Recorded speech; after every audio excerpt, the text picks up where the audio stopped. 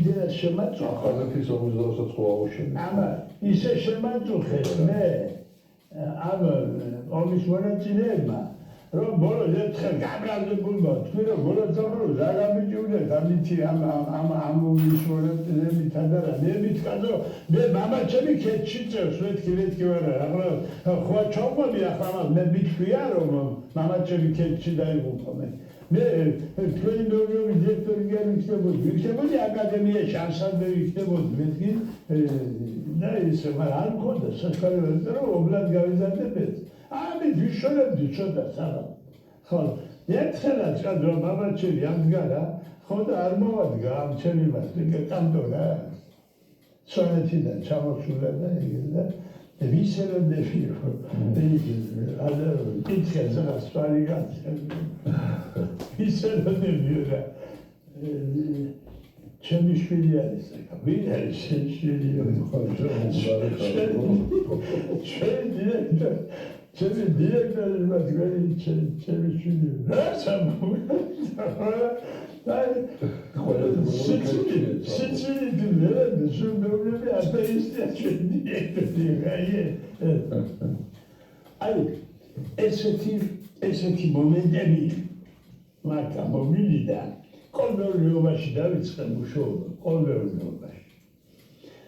αλλά ჭელიძე ყავდა ჩვენი ეკონომისტის პროფესორი სოფის მეურნეობაში ჭელიძე და გამოვიდა ბრძანება გამოვიდა 60 წელში რომ ყველა კოლმეურნეობა უნდა გადაქცეული იყო საბჭოთა მეურნეობა ხოდა შემოვიდა ჭელიძე და თქვა რომ დაიგრა სოციალისტური სისტემა ქვეყანა დაიგრა ახლა ქრუშჩოვია მაინც ეთყობოდა და იგროვდა რატომ და ამ ეს სამამულო ომში გამარჯვების ძირითად მოტივებს რომ აჯუსტებენ თუ რამე მოიგო მარტო სტალინი ხო არის შოდა მოიგო რა არმიის კონცენტრაცია მოიგო სულგმა რომელიც ამარაგებდა ფრონტს და ამარაგებდა კოლექტივი ძირითადად ონორნობა და ამარაგებდა და დამარცხა და მოიგო ომი დისციპლინა და მეშვიდე ბრძანება სტალინი იდეოლოგია ბრძანება ნიშა გუნაზა ხოდა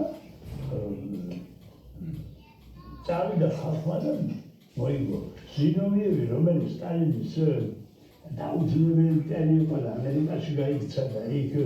40 წელი დაწერა ომი დაწერა სტალინის სოციალიზმის წინააღმდეგ მე 60 წელში გამოვიდა მიუნხენში 80-მდე იცოცხლა 60 წლის განმავლობაში მიუნხენში დაწერა იმ 40 ტომის საწინააღმდეგო 20 წიგნი რომ სისულელები მიწერია გაიგე იქა კაცო და რაც ჩემი ბავშვობის პერიოდიდან და მე შემდგომ პერიოდში საბჭოთა კავშირი დავიცალიო მის მერე სტალინია გენია სტალინია პრეზიდენტი სტალინისტი ვახტიო როდესაც ეს ზინოვიევი იყო ჩართული 1940 წელს სტალინის წინააღმდეგ მოწყობილ ტერორისტულ აქტში. აი ეს კაცი ახლა სტალინისტი და მე 65 წელს მოსკოვში გადაიხადა, მიდოდა წასვლამარა ეწავედი და აი ასეთი პირობები იყო. ეხლა საქმე რაშია ჩვენ უცხოეთმა მოვისპო ეს დაგვაშლილია კოლმეურნეობები და